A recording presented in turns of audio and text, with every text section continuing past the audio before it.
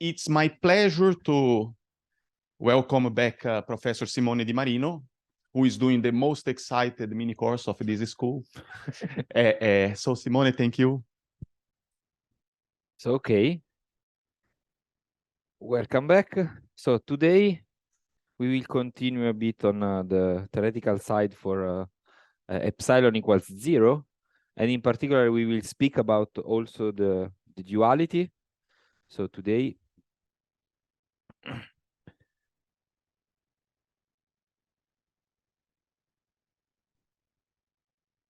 today's lecture, there will be several topics actually. So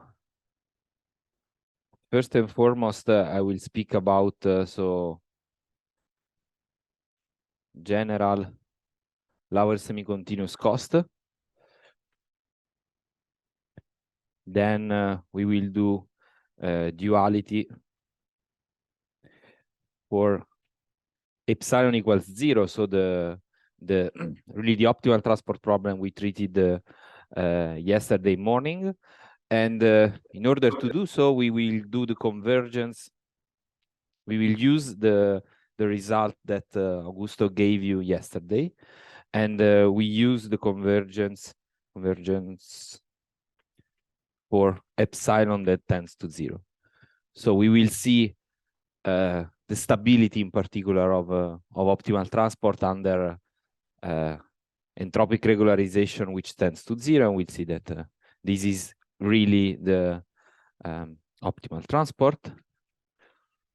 Then the third part, which is which will be an outcome basically of the duality.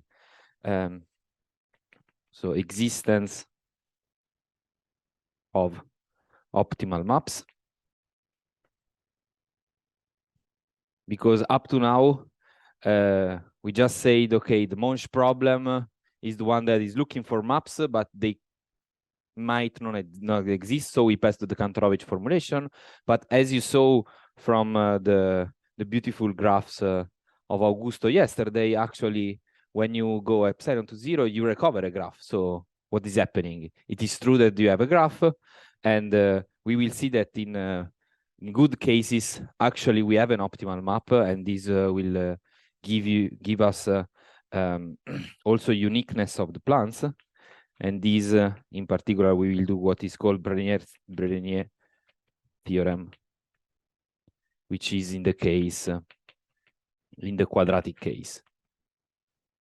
We will see that the procedure is rather general. And then, in the remaining time, I don't know how much remaining time we will have, we'll speak a bit about really geometry of Wasserstein space.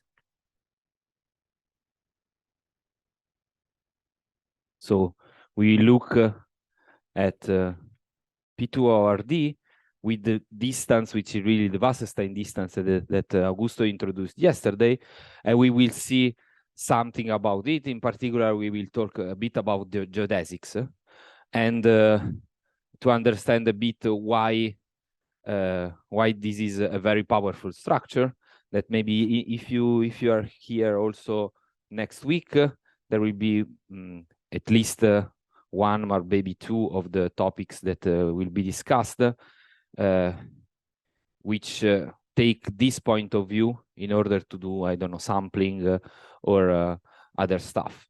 So it's interesting to understand what this geometry of the Wasserstein space is about. Okay, so we start with the general lower semi-continuous cost. So for those who don't know, definition of a lower semi-continuous function. So f from a metric space X to, so we will always have something 0 plus infinity. In general, you can just take R union plus infinity. But for the sake of this section, we just need positive functions because they will be costs. So is lower semi-continuous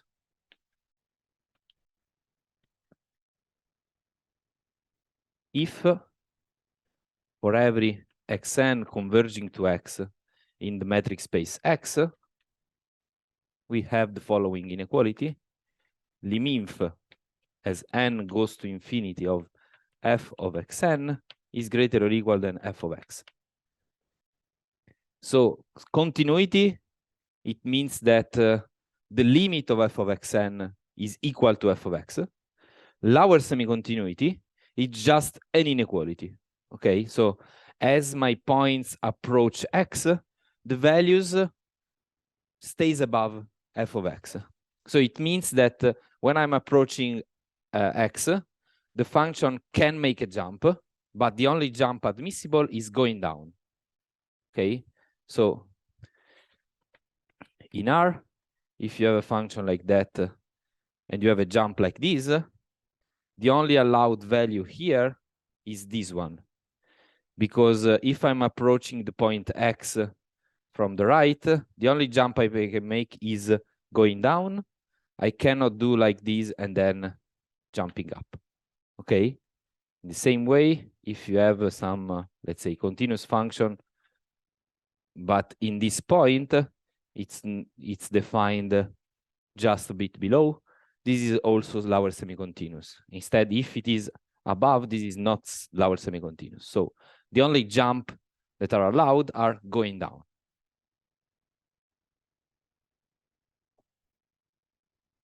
Okay, this is lower semi-continuity. And as we saw in the proof of the existence of a plan, what we needed for the direct method of calculus or variation to work is actually just lower semi-continuity. We do not need full continuity. And now here comes the proposition, which is if you wish, a characterization, but for us it will be just an arrow. So is a structural result on lower semi-continuous functions. So if, again, take f from x to 0 plus infinity, lower semi-continuous function, let's say, which is not identically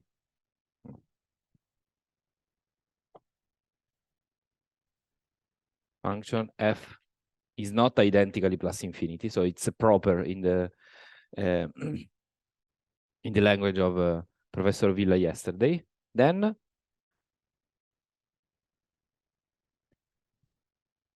there exists a sequence Fn.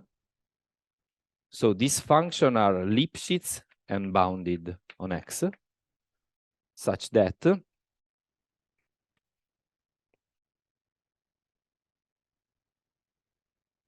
so we will list the properties. So F actually is n Lipschitz, 0 less or equal of Fn less or equal than n. So it's bounded, and then Lipschitz with the bounds that we can say what they are. Second property is Fn is increasing with respect to n. So if n is greater or equal than m, then Fn of x is greater or equal than Fm of x. Third point, Fn of x, this arrow up, it means that there is a limit, and this limit is an increasing limit. Is increasing limit because we know already that is increasing with respect to n, and this tends precisely to f of x. So in particular, let me write it like this.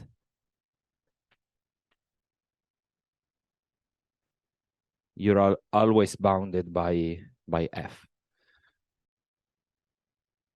Okay, so this is an approximation result. Let me say, so let's do an example. Let's say we have a function like this. So this is a function which is lower semi-continuous, but it's basically continuous everywhere. And we have a jump at one point. So this theorem is saying, okay, I can approach it from below with the Lipschitz continuous function which are bounded. So what we do in this case, for example, so far away from the point, we can be this function because maybe it's Lipschitz. We want to be bounded, so we can cut it off really at level n, and this does not affect, of course, the Lipschitz continuity. And then here, basically, we connect it with lines somehow. Okay, so this will be a Lipschitz function which approximate f from below. And then the idea is that this is one function, then the other functions will be, okay, I restrict myself like this, and then I go up a bit, right? It's something like this. So in this way, I'm approaching from below, and I will see that this point is reached, and for every x, as I do the limit, it will be always f of x. Okay.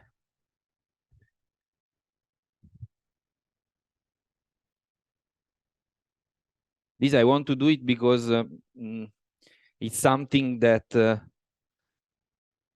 sometimes is used also in optimization, in gradient flows.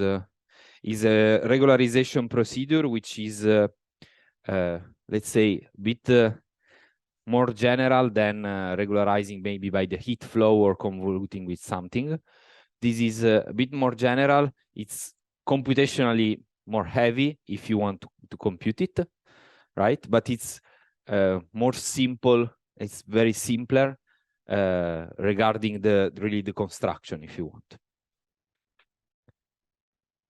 So, and the proof is really constructive, and I give you the recipe. I give you what is Fn. So we start from Gn, and this is the key point. This is what is called the inf convolution. So it's inf x prime in x of f of x prime plus n distance x prime. This is called the inf convolution of f.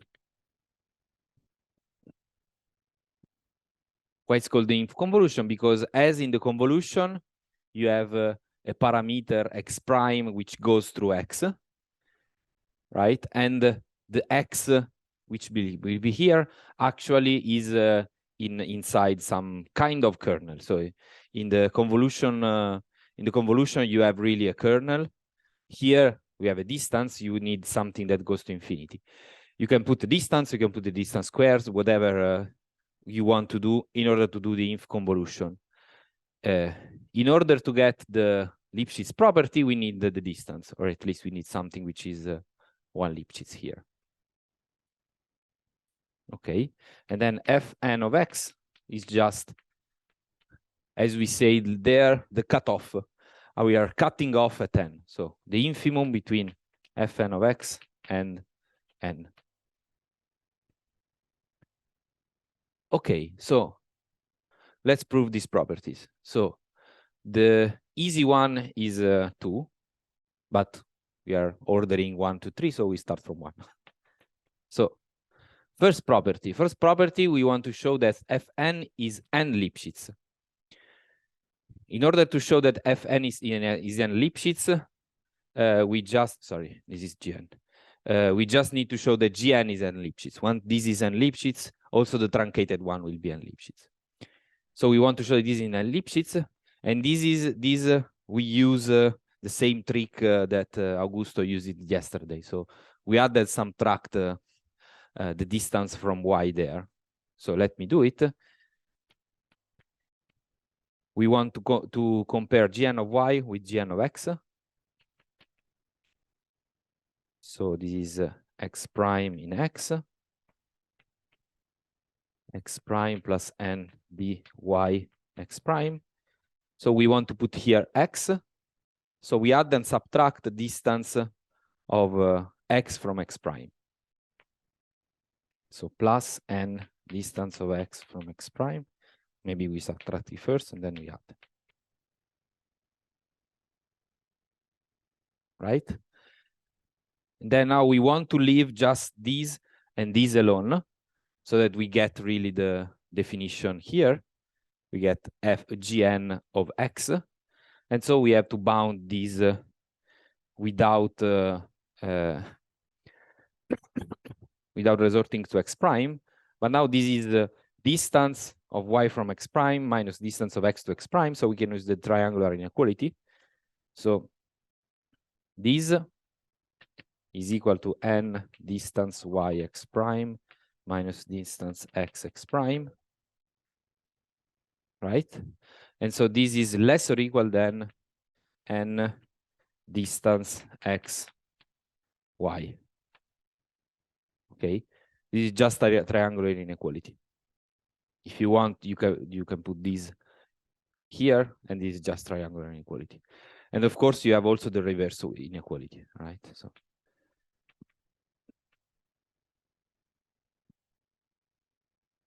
for now, just we use this, and then we use the symmetry.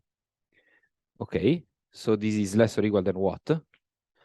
So here we have n distance of x from y, which does not depend anymore on x prime.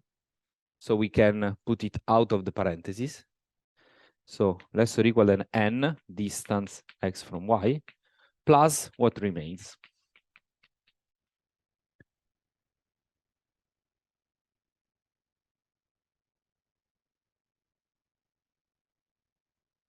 Right?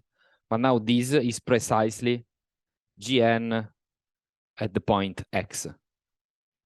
It is really the same expression, right? Equals n distance xy plus gn of x. And so now we prove that gn of y minus gn of x is less or equal than n distance x from y. You reverse the roles of x and y, and you get that gn is n Lipschitz. Otherwise, you can use this property, and you get also the bound from below. Okay, is n Lipschitz. So as we said, also truncation Fn is n Lipschitz. Because truncating is basically a contraction. So if you had a property, a differential property, this is preserved. And we have to show also the bound. So the bound, again, Gn, let me write it here so that I don't change Blackboard and I do it later there. So Gn, f is positive, the distance is positive, so of course Gn will be positive. And then when I do Fn, Fn is an infimum of a positive function and n. So again, it will be positive. So Fn will be positive, and Fn is less or equal than n because I'm doing the infimum with n. Right, so first point is done.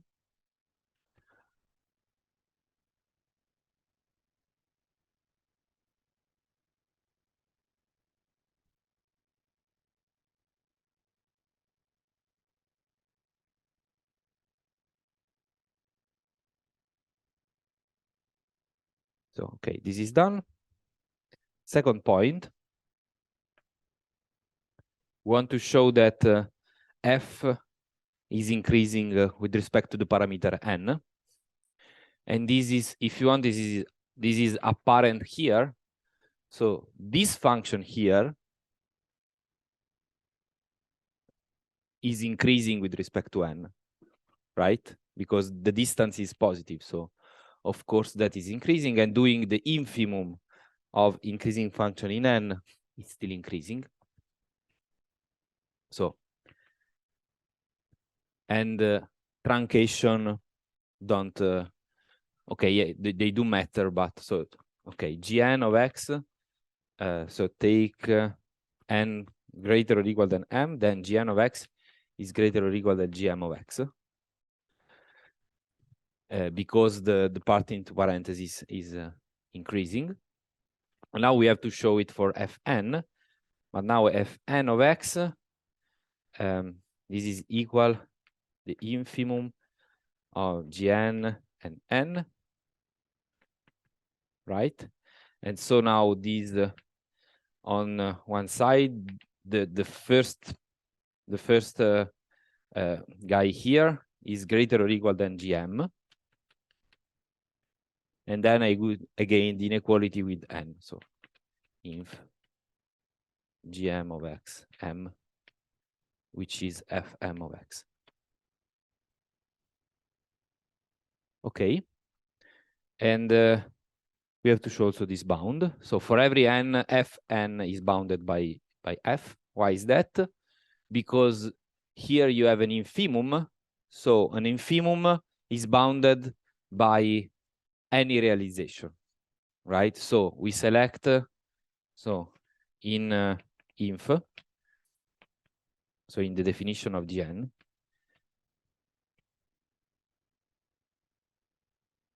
we can choose x prime equal x. Choosing x prime equal x, what do we find? That Gn of x is equal to an infimum of blah, blah, blah. We know that this is less or equal than putting x prime equal x.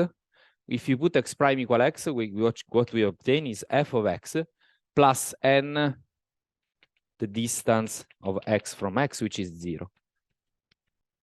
So this is just f of x. So we are really doing what we expect. The only thing we have to prove now is that really the limit as n goes to infinity of fn of x is really f of x, because up to now, this is not granted. By the way, we didn't use the Lauer's semi-continuity, so these two facts are for free in general, right? The third fact is actually where we use Lauer's semi-continuity, and bonus point, if you have a sequence of function like this, when you do the soup, you get always a Lauer semi-continuous function. So this is, if you want, a necessary condition for this proposition to hold. This is actually a characterization of Lauer semi-continuous function. Lauer semi-continuous functions are supremum of, say, Lipschitz functions. Not necessarily increasing, but here you see that actually you can suppose that it is an increasing. So let in my 3 here, and so I need a bit of space.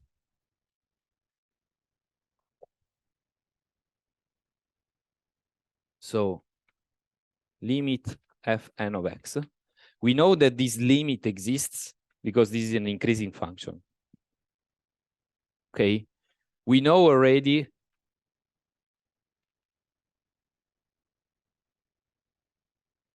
that this is less or equal than f of x, because fn is always less or equal than f, right? So in particular, this is true. So we only need to show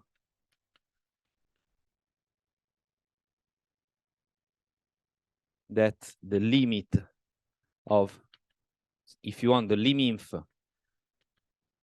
of f of x is greater or equal of f of x. This seems similar to the definition of Lauer semi-continuity, but bear in mind, Lauer semi-continuity, we are varying the point. Here is a family of functions, and we are controlling fn at the point x. But we'll see that actually this boils down to the semi-continuity. So let me find it. Okay. Okay. And now the idea is this one. So let me call this m. So if no, okay, if m is plus infinity, we need to show this, but let's fix for now m. Yeah, let's fix now just m which is finite. So f of x which is finite. I think I won't do the infinite case, but you can do it by approximation. Okay, let's say that this is m. Then what I want to say is that actually that infimum there, this infimum here, is actually something that we don't are running really x prime all over the space, but we are really in a little ball. So what we want to say is that actually Gn of x is the same as doing the infimum on x prime, not on the whole x, but just on the ball centered at x. So we are really just doing the minimization in a little ball around the point x. And what is the radius is m divided by n.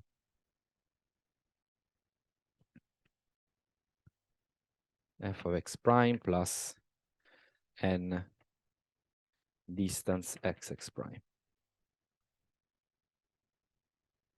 Okay, so what we are saying is that this infimum here, we don't care about the points which are far away, right? Why?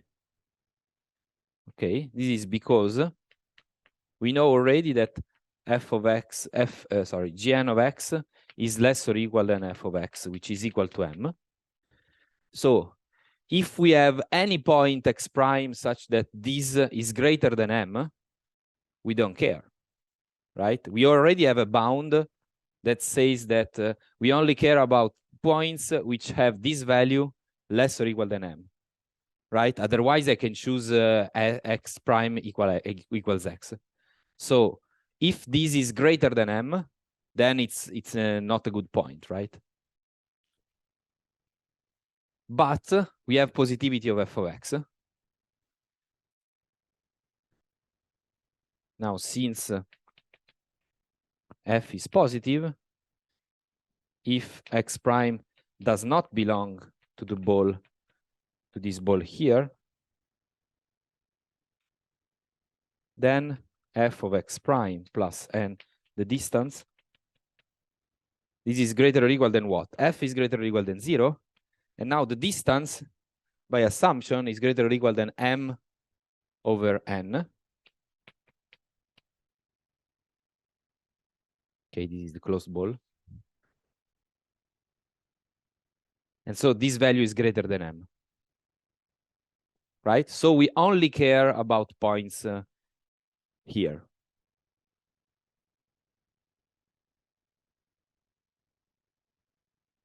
Right? So now we can say that this, so we need just an inequality from above. So this will be greater or equal. And now we choose a point which is almost optimal, right? A point which is almost optimal. So we choose a point xn, which is optimal in the sense that we obtain this infimum up to, I don't know, 1 over n. So this is greater or equal than f xn plus n distance xn minus 1 over n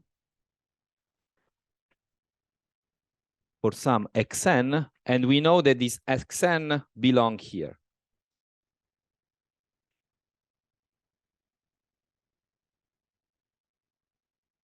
Okay? And now this is greater or equal than, we discard this guy, f of xn minus 1 over n.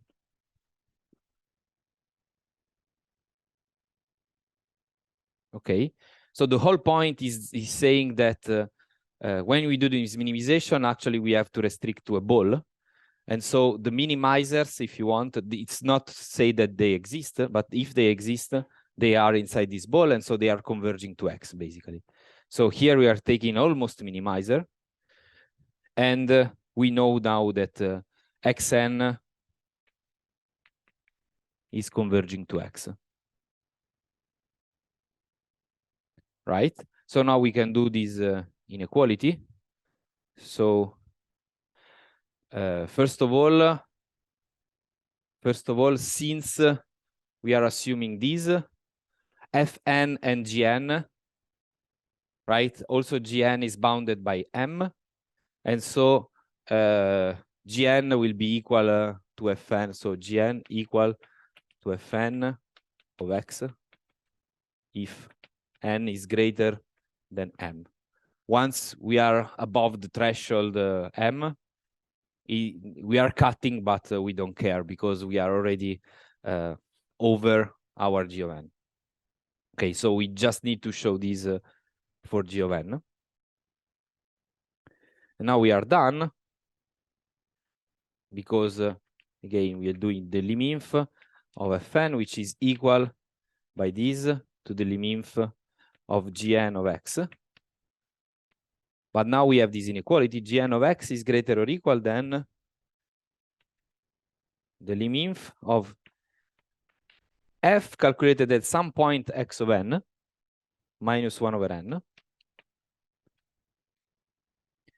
But now here we know that Xn is converging to X. This is thanks to our proof that actually Xn is close to X in a quantitative way with respect to N. So now here we can use the lower semi-continuity because Xn is converging to X, so this is greater or equal than f of X, and then we have to do the limit of 1 over N, which is 0. So we proved also the other inequality, and we are done.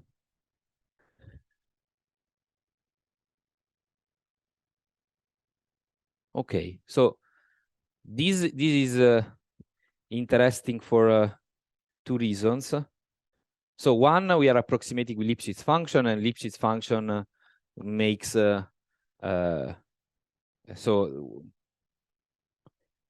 make our life a bit easier, and also they are bounded. So this, even though maybe it's a bit tricky for the lower semi-continuity property, but this works also for bounded, for just continuous but unbounded functions. So it's not obvious that once we have, for example, x minus y squared, we can approximate it with good and bounded functions that converge from below. We have to make a construction. It's not it's not granted. Yes. Can you give like the geometrical intuition you gave at the very beginning using it was okay, works perfectly for me, but I'm not I'm not seeing how the implication that the lim-inf is bigger than equal than f of X rebounds on that intuition. Can you show this? Okay, so you really so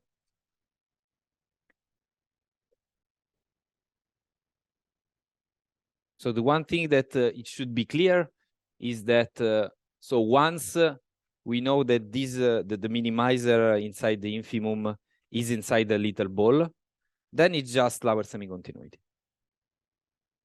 Okay, we are discarding the distance, which is positive, so we don't care. In particular, this will be saying that for our minimizers, n distance xn is going to 0, but this is something more we don't care about. This is just positive, so we discard it, and then from here is just our semi-continuity. What it could happen if we wouldn't have had these properties, that actually that infimum is taking x prime, which is very far away.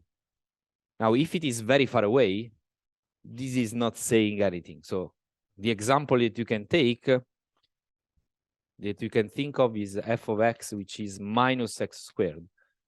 So if you do minus x squared and you try to do something like this is, okay, I'm taking basically the infimum of f, but I'm penalizing with, okay, you should not go too far away from x, right? But now here, you are gaining much more by doing far away from the function than from the fact that you are penalizing, right? right? So in this case, the infimum is minus infinity everywhere. In this case here, right? So the assumption that is bounded from below is just for saying that, okay, I cannot go too far away because it will be never negative. So once I reach a distance which is very huge, the contribution of the second piece is too big, right? So geometrically, what is this inf convolution? So maybe this helps. Again, we do something like this. Something like this. What we are doing, what is the inf convolution of this kind of stuff? So we fix x prime and we see it as a function of x, right? So what is this? So we fix x prime here. What is that function there? We start at f of x prime, so sorry, x equal x prime, which is just f of x prime, right? And then we are adding the distance, right? So it's just this function here with the slope, which is n, right? And we are doing this for every point.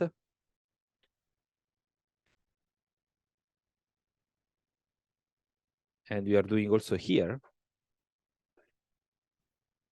So, and we are taking all these wedges. And if you want, so the better way to view it is like this.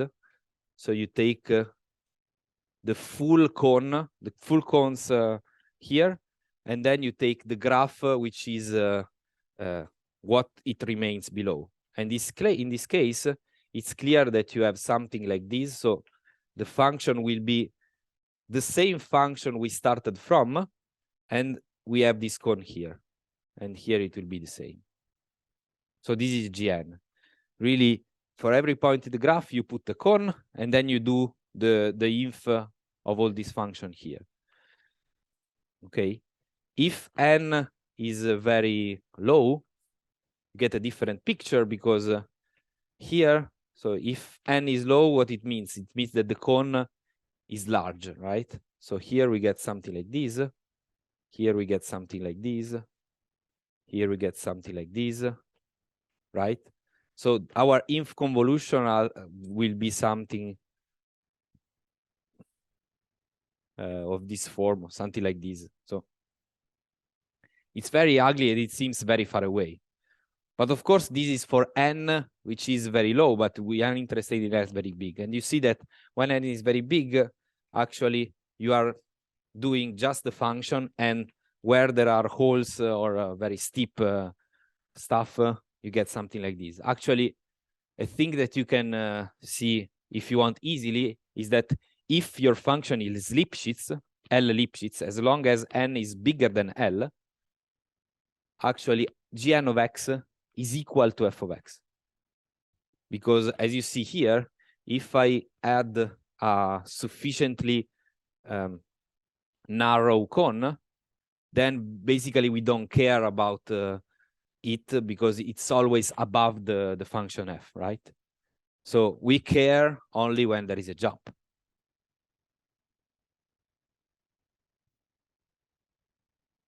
Yeah. I unfortunately I still cannot really see how the lim-inf of these functions can be bigger than f of x, bigger, like higher. Okay. Because they already, I mean, it's always bounded from below somehow. No, am I getting this What do wrong you mean? completely? Like the inequality. Yeah, the inequality is f of n is bounded from below by f of x.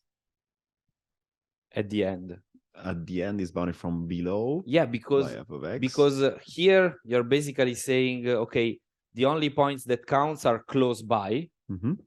But once I will be very close by the lower semi-continuity, so I'm bounded from below. So since it is an infimum, I can only have bounds from above.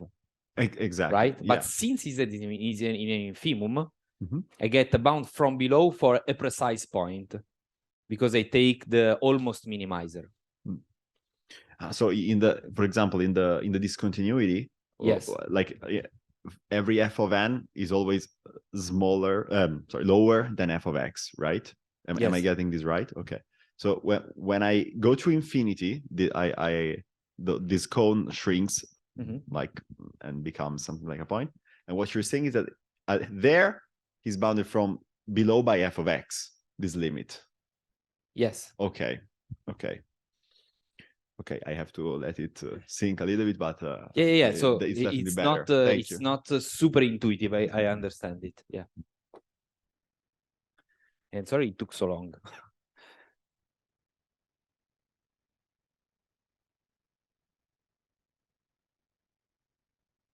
Okay.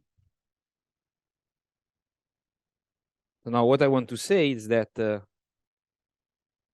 just very fast. Now let's take c from x times y to 0 plus infinity. Yes.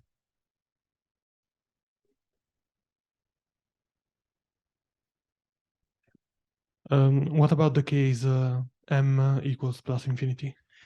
So in the case equals m equals plus infinity, basically you want to show that your limit is plus infinity, right? Okay. So in that case, it's a bit different because you cannot do anymore the bound m, right?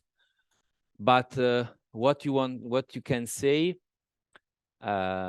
is basically, so again, you do something similar in a way that you say, okay, if I'm outside the ball of radius, say epsilon, right? Outside the ball of radius epsilon, I have contribution which is at least an epsilon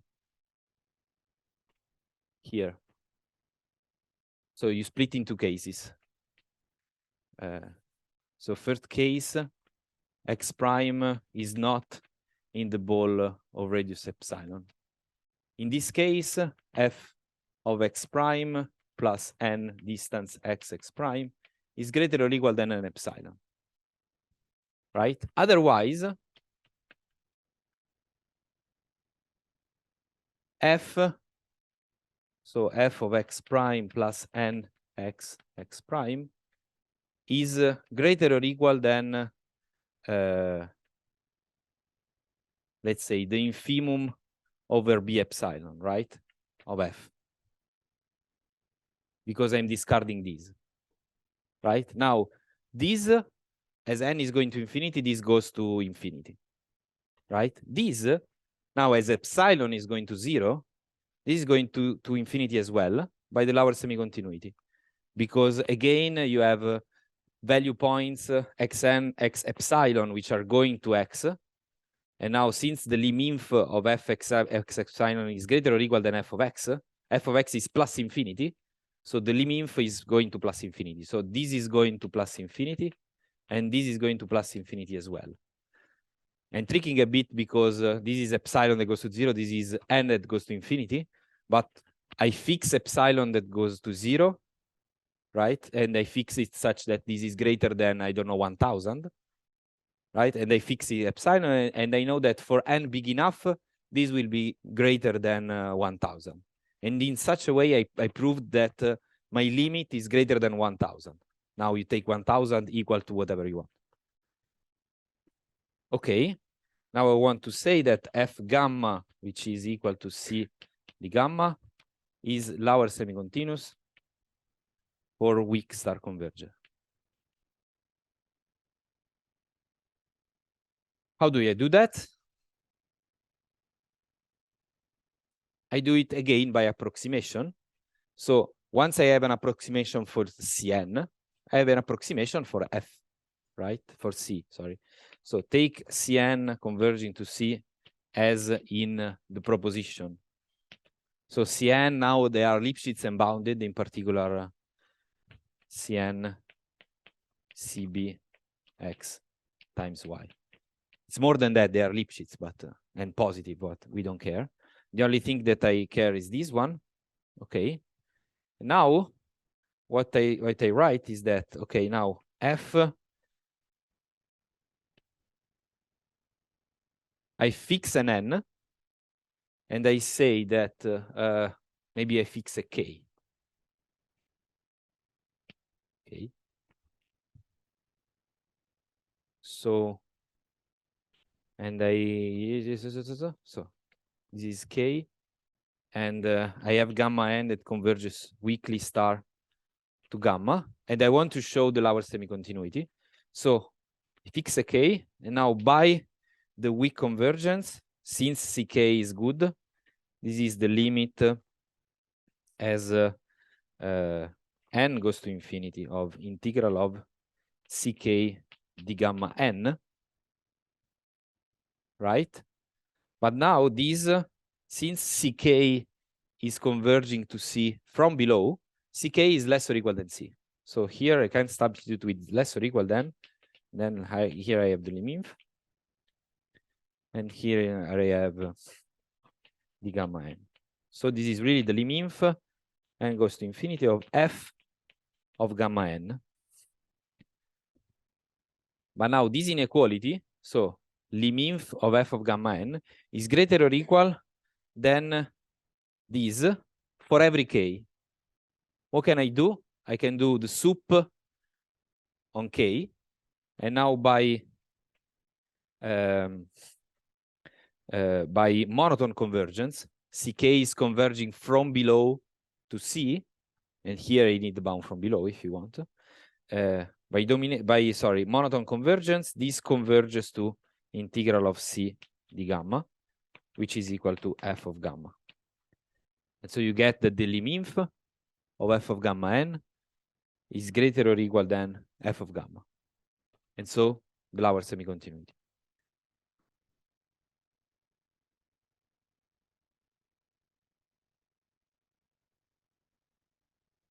Okay.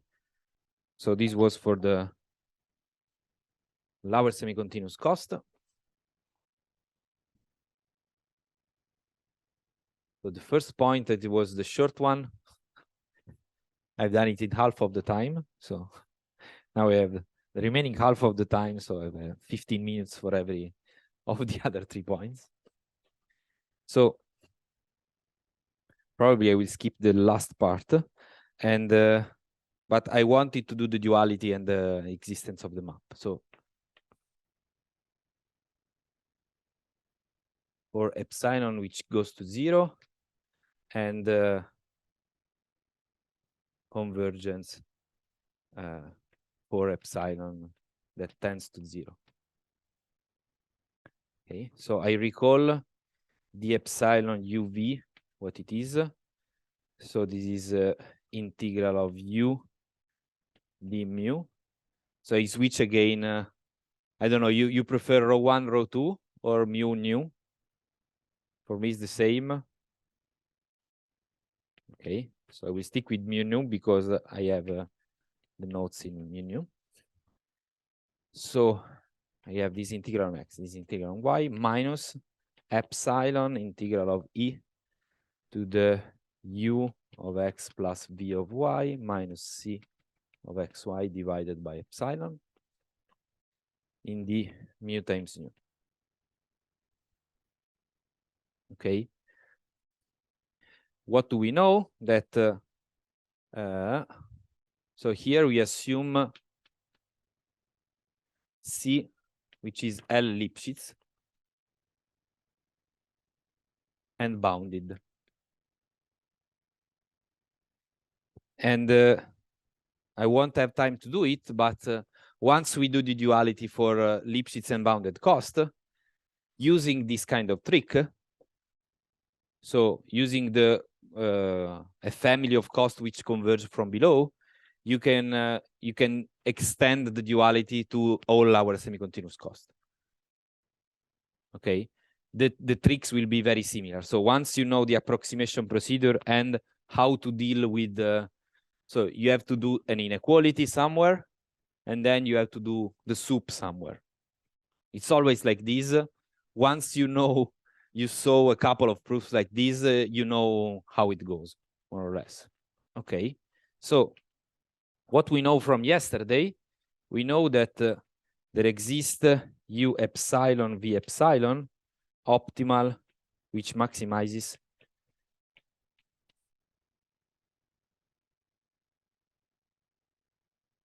which maximize d epsilon uv. Moreover, u epsilon v epsilon are L Lipschitz and bounded and uniformly bounded. What do I mean by uniformly bounded? So u epsilon in L infinity is less or equal than 3/2 the bounds I have for C, and the same for V. This is what Augusto proved yesterday, or at least said, and there was a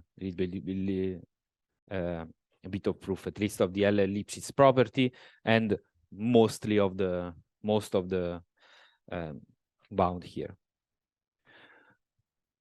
Okay, so this is very important.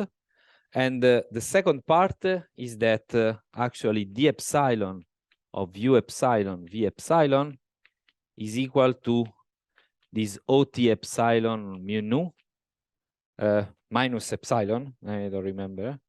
Yes, minus epsilon. So they are very close by, and as epsilon goes to infinity, if you want, this will coincide. So this is what we know.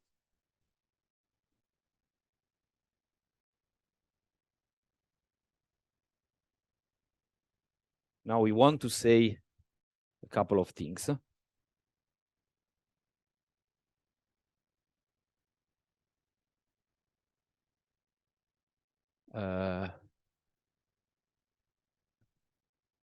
And let's call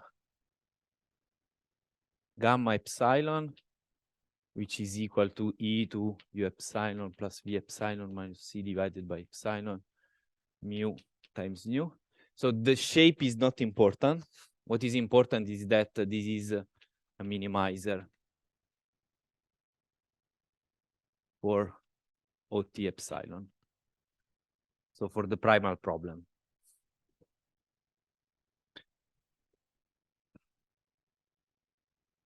So our theorem, actually, this will proposition. The proposition is about the convergence of these quantities as epsilon goes to 0.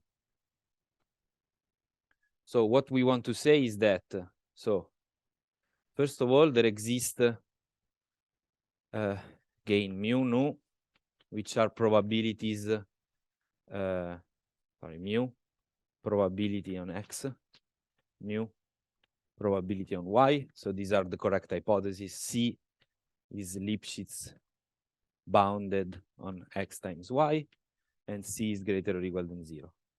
This is not needed really, but I might use it somewhere. No, I think I won't use it, but let's add it for completeness, because usually they are greater or equal than 0. Okay. What do I want to say? So I want to say that, so there exists a subsequence epsilon n, which goes to 0,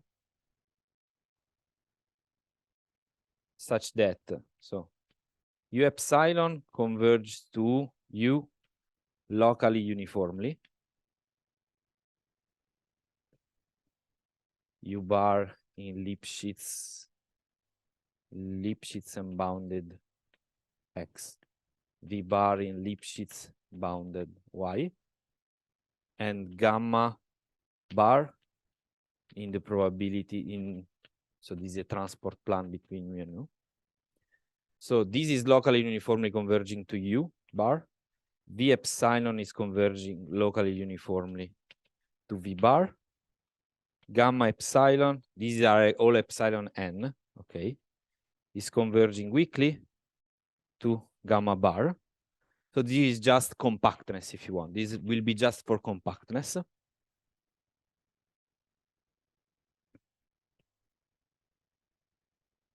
So there exists guys in the limit, okay? And now we want to say something about those guys. So first of all, we will have that d epsilon, mu epsilon, v epsilon. This converges as epsilon goes to 0, again epsilon k. Okay, I won't bother about epsilon n. Every time there should be an epsilon n, it's up to subsequence, but I won't bother, it's just epsilon that goes to 0. Integral of u bar d mu plus integral v bar d nu. So, first convergence. Second convergence of t epsilon mu nu. It converges as epsilon goes to 0 to integral c di gamma bar.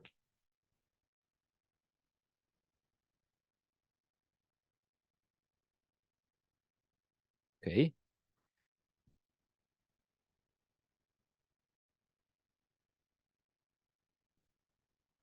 And then I need the third thing, which is u bar of x plus v bar of y less or equal than c of xy for every x in x, y in y.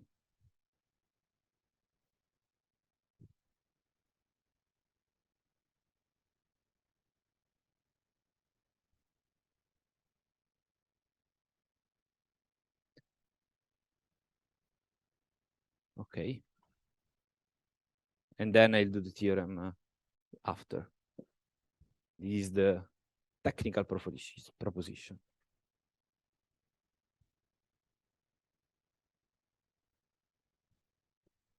Okay.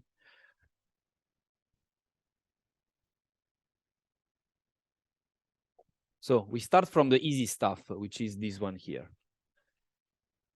Why is that? Because we know that so pi mu nu gamma epsilon belongs to pi mu nu, which we know is compact for weak convergence.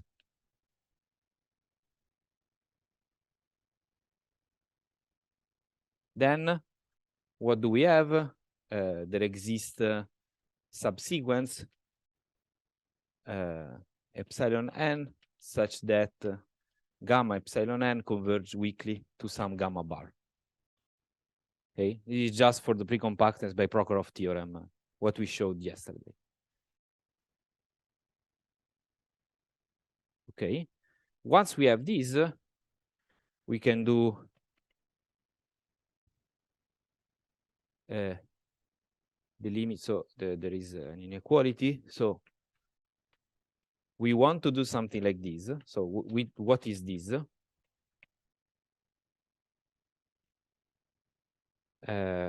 Integral of c d gamma epsilon, which is the optimal one, plus epsilon integral gamma epsilon log gamma epsilon d rho 1 times rho 2. Right? Now, the idea is simple. By convexity, this is greater or equal than 0. Why by convexity? Because this is a convex function, so t log t is convex. So integral of f log f with respect to a measure, sorry, to a probability measure.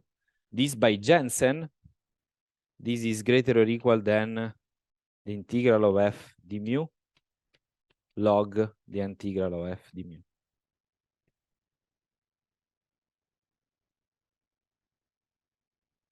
This is Jensen.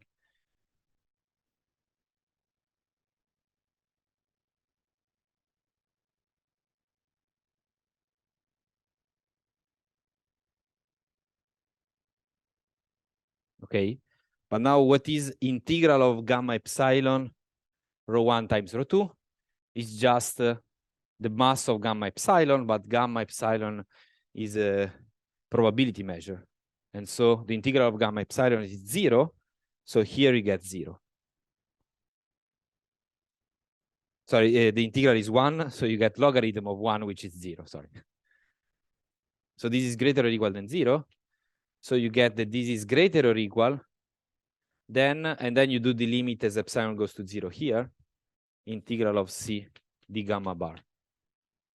So actually you get an inequality, right? So we didn't get the limit, we just get an inequality, the limit if you want.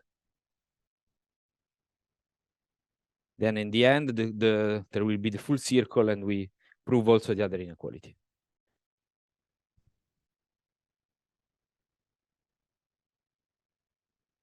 First and second point are again compactness by Ascoli-Arzelà. So second point is by Ascoli-Arzelà.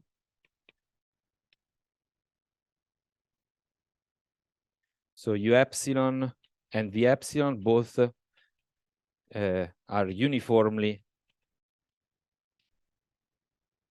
continuous because they are L Lipschitz. So it's uniformly continuity, uniform across the sequence, and uniformly bounded.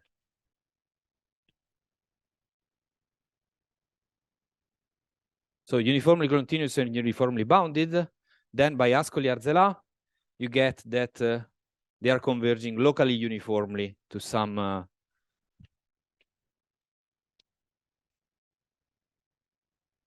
U bar and some V bar.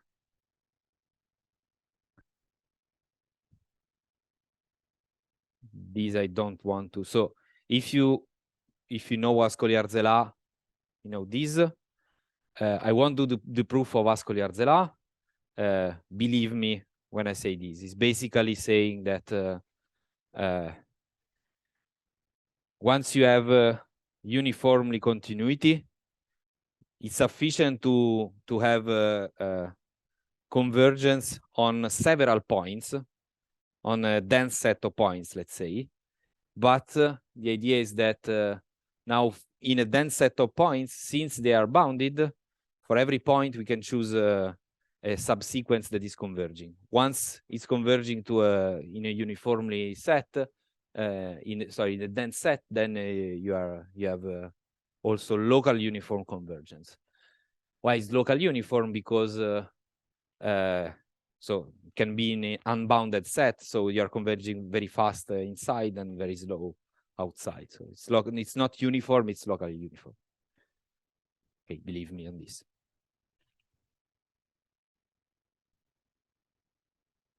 Okay, and once you have these local uniform estimates, it's easy to see now that the epsilon, U epsilon, V epsilon,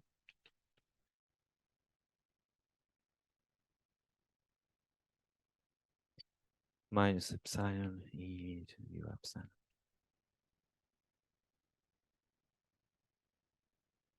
So this, since U epsilon is converging locally uniformly, is converging pointwisely, right? It's converging pointwisely, but U epsilon is bounded. So by dominated convergence, this integral is converging to integral U bar d mu plus integral V bar d nu. What about this nasty stuff?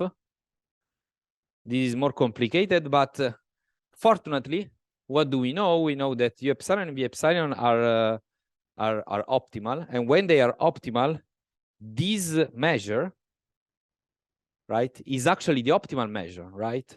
This is integral of gamma epsilon d mu times nu, right? But the gamma epsilon is a probability measure. So this number is 1. So this is epsilon. And so when epsilon is going to 0, this disappears. So we get this. So we are lucky because this guy, which is a mess to control, we don't care because we know that by optimality the integral is 1. Okay. Now we need only the last step.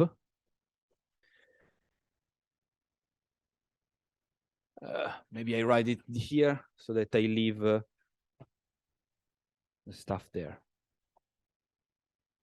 So what do I need now is just this inequality. And why this inequality holds?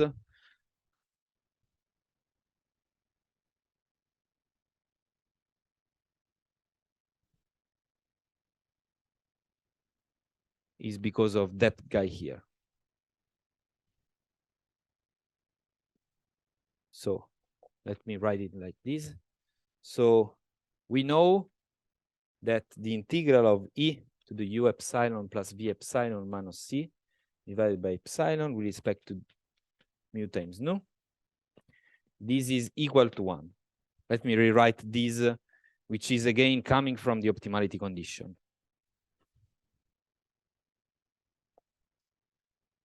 Okay.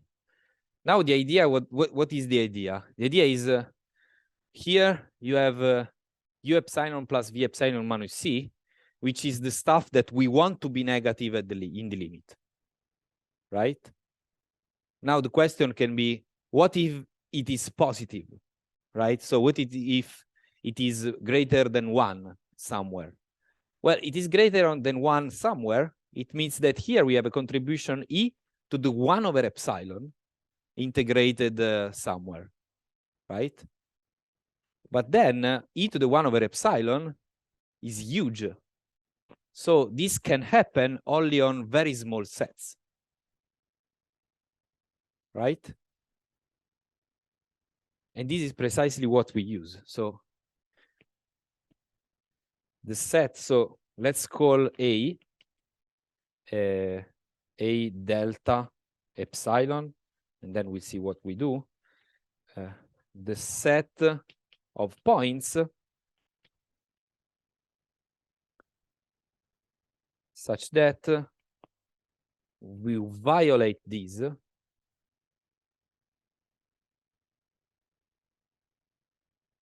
greater or equal than delta. Right? So this is delta greater than 0.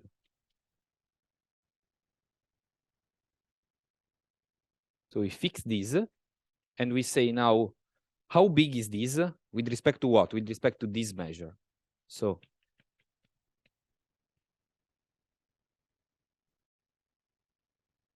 this measure is small. How small? Well, I know that this, let me put it like this is equals to 1. And now on this set, so I can say that this is greater or equal than the integral of this guy here, d mu times nu, on the set a epsilon delta. I just saying, okay, this is a positive function, so I just write the integral on a portion of the set. And now this is greater or equal, since here we have that this is greater or equal than delta, this is greater or equal to e to the delta over epsilon times mu times nu of a epsilon delta, right? So this is less or equal, if you reverse the inequality, than e to the minus delta over epsilon. Right? So what does it mean? It means that this is really very small. If I fix delta and let epsilon goes to 0, this is saying that this is going to 0 very fast.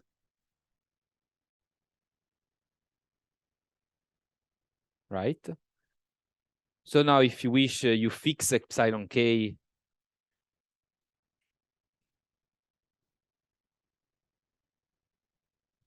Now epsilon k is going to 0, which is the one for which you have convergence, and then fix another subsequence such that the sum of these is small enough. Okay. So such that the sum of e to the minus delta over epsilon k is small. Let's say less or equal than, I don't know, square root of delta or something like that. So you can fix it because epsilon is going to 0, and you can start from some epsilon big enough, and then you can wait a bit, and so you are sparsing a bit epsilon, right? Okay. Why am I doing this? Because now I do the union. This will be my a delta. right? Now, outside of A delta, we have what? We have that this U epsilon plus V epsilon minus CXY is less or equal than delta for every epsilon K. Right? Because it's precisely the opposite.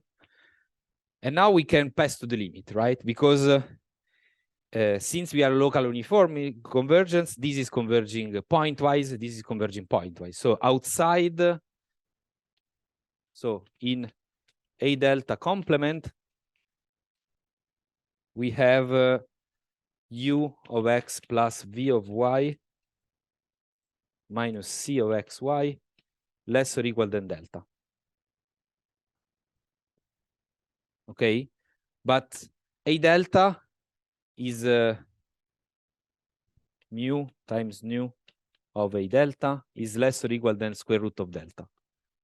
So what we are saying is actually that outside a very small set, this difference is less or equal than delta, right? Now we take delta to 0, and we basically are saying that U of X plus V of Y minus C is less or equal than 0 outside a set of measure 0. Okay, I won't do this last passage, but I hope it's obvious. And now, since it's true outside a set of measure 0, since U, V, and C are continuous, then it's true everywhere.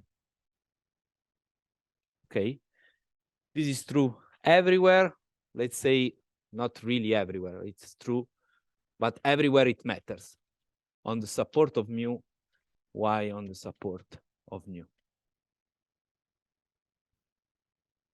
Everywhere where it counts, because I'm just looking at points which are in the support of Y and of mu and nu.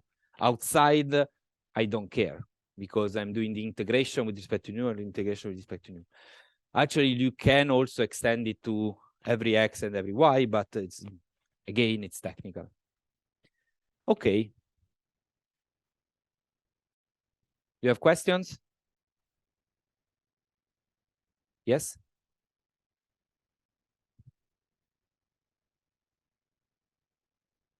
So for the gamma epsilon, Yeah. is this unique in general, or can you have? So, good question. In the end, it's unique, okay. But we will just say that basically every weak limit point is an optimal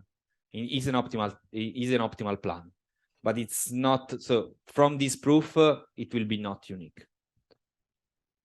Okay. So I guess the question I'm asking is, so like if you had just a normal set of optimal plans without the entropy term, could you have a gamma epsilon that weakly converges to every optimal plan, or do you have just convert? So like say your set of optimal plans for the entropized optimal transport. Yeah. Does this every element converge to an optimal plan for the normal optimal transport? Yes. Yes. So this is true. Every weak limit points. Yeah. Every weak limit point is an optimal transport plan for epsilon equals to 0. And it's 1-to-1. No, this depends on the problem. So okay. You could have problems. So in this case, for the entropic one, I think in 1D, you can show that there is a unique optimal transport you converge to. Yeah. But in general, I wouldn't say that you're forced to have a unique weak limit point. So it's a good question if you wish. Okay. So it could be that you can come up with cooking up some strange set of measures with some strange cost in such a way that you have two weak limit points which are actually both optimal. Okay. And different. But I don't know the answer really. Okay. All right. Okay. Thank you. Other questions? Okay. So, how much time do I have?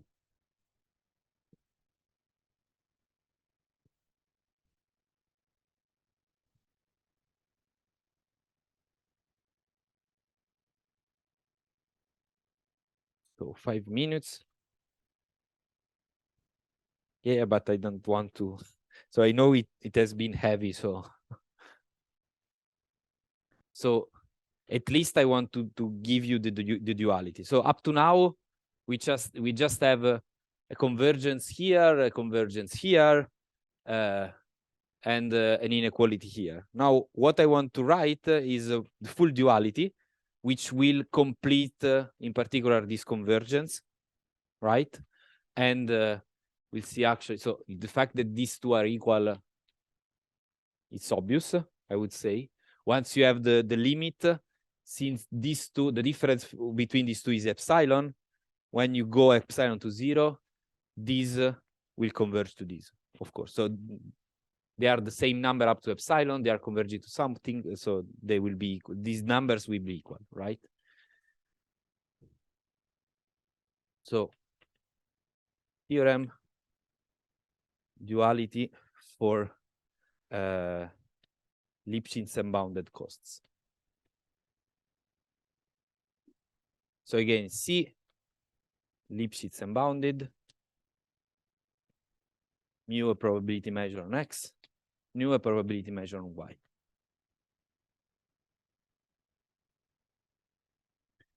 So what I want to say is that min integral of C d gamma such that gamma is a transport plan. This is equal to the sup, to the max of integral of y u d mu plus integral of v d nu. So it's very similar to the dual we had for epsilon, but it's really for epsilon equals to 0. So we don't have the last part, but since we had this exponential of something which blows up if u epsilon plus v epsilon minus c is too big, what we replace this is with the constraint. So this is max of this sum, and u and v must be such that ux plus vy less or equal than c of xy for every x in the support of mu, y in the support of mu.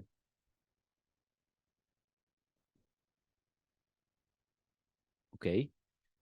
So again, this is very similar to what Augusto told you yesterday, right? So we have a primal problem, which is on transport plan, and we have a dual problem, which is on potentials, U and V, which are called Kantorovich potentials. And we'll see that actually, so here we have that, of course, U bar and V bar here are feasible. We can use them here because they satisfy the inequality. And in some sense, we have an inequality using all this stuff. The other inequality, instead, we prove it. Okay, so once we have this, if we want to prove this, moreover, so let me stress, so moreover, there exists gamma bar which minimizes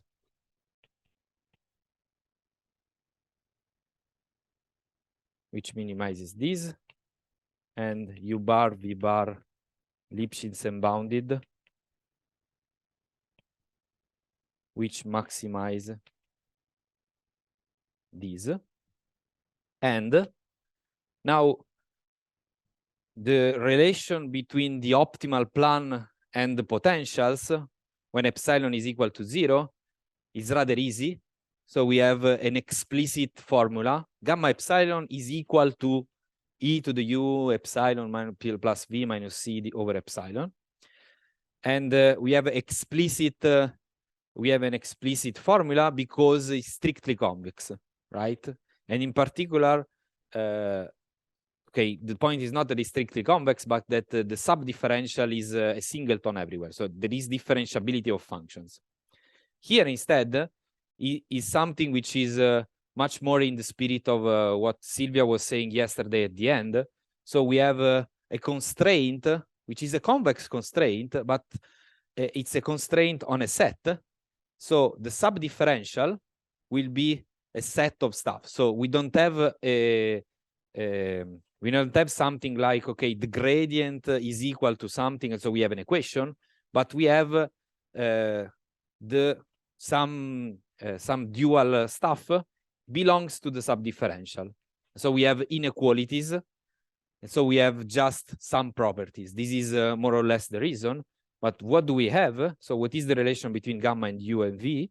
We have that, so we have this inequality everywhere, but, and plus v bar of y is equal to cxy. So we saturate the constraint where in the support of gamma bar. So on the support of gamma bar, they are equal, really. Okay, we are saturating the constraint. Okay. Now I will do the proof because it's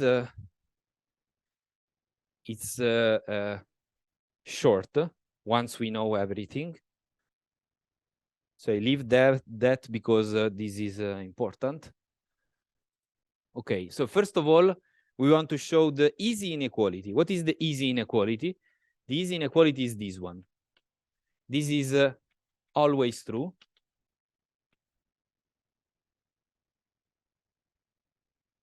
Why is this always true? Because fix, and this is basically very similar to the proof that Augusto showed you yesterday. So we fix any gamma, which is a transport plan, not necessarily optimal, and uv feasible. So u of x plus v of y is less or equal than c of xy. Right? So we take this inequality and we integrate with respect to gamma. So we have that the integral of c d gamma is greater or equal than the integral of u of x plus v of y with respect to gamma. Okay, and now this is what? Now this is the integral of u of x in the gamma, which by definition of first marginal is equal to the integral of u in the mu. And the integral of v is just integral of v d nu. This is the marginal constraints, right? So this is marginal gamma in pi mu nu, and this is because u is feasible. U, v are feasible. Okay, but now here we basically have already the inequality for gamma and mu and uv. And now notice that here this depends only on gamma. Here this depends only on u and v. So once we have this inequality, we can say, okay, if this is true for every gamma, I can take the infimum. Right? So this is true also if I take the infimum over gamma. And so we get this. And here, again, it's not dependent on gamma, so we can take the supremum with respect to u and v, which are feasible. And so we get the supremum on uv feasible. Okay?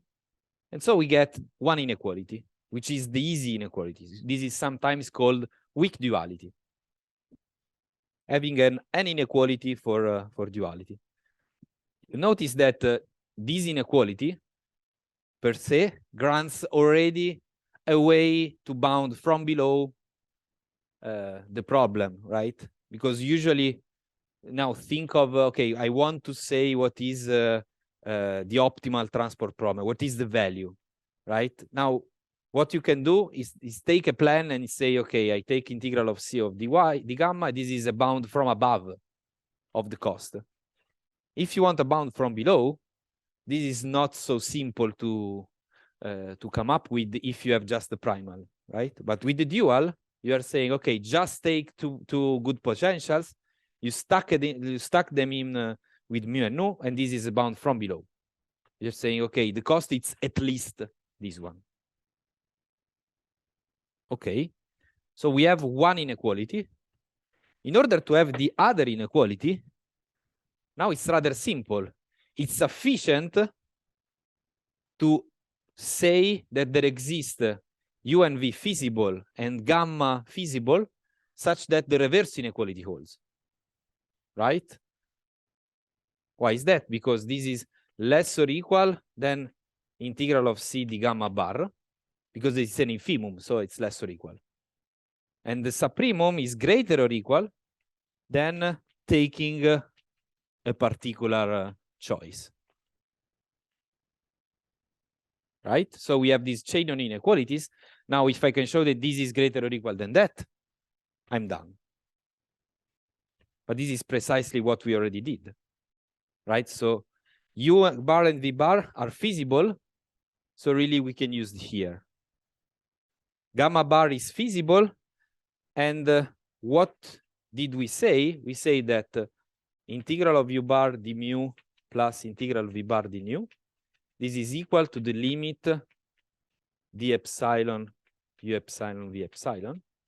Now this is equal to the limit of OT epsilon, because here we use duality for epsilon greater than 0, right? These are equal up to epsilon, so in the limit it's fine.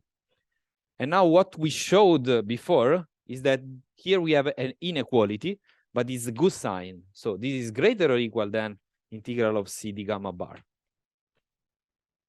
So this is precisely what we want. We have U bar and V bar. This is greater or equal than that. But here we have the converse. Integral of C d gamma bar is greater or equal than this. And so it got full circle, right? Actually, this, so we have the other inequality. So this is actual an equality. So we have the limit. They are equal.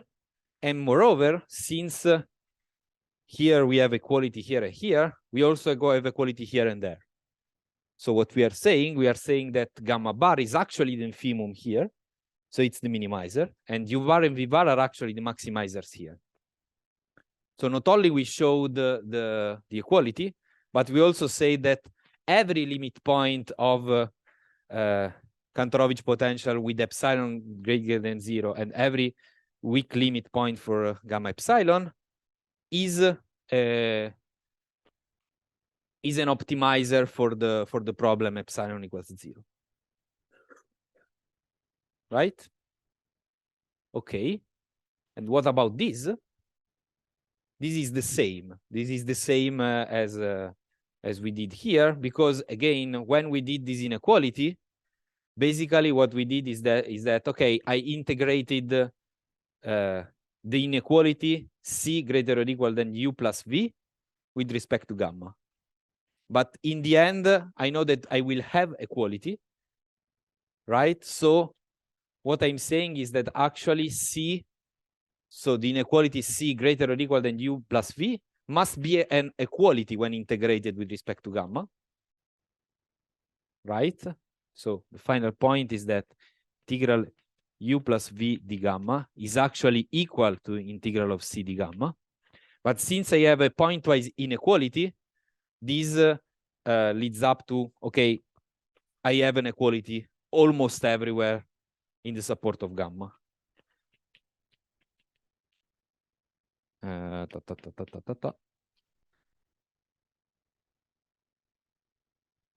On the support of gamma bar. Okay, so I'm over like 10 minutes. Okay. So I'm sorry, I did only the first 2 points and I missed the other 2 points. Okay.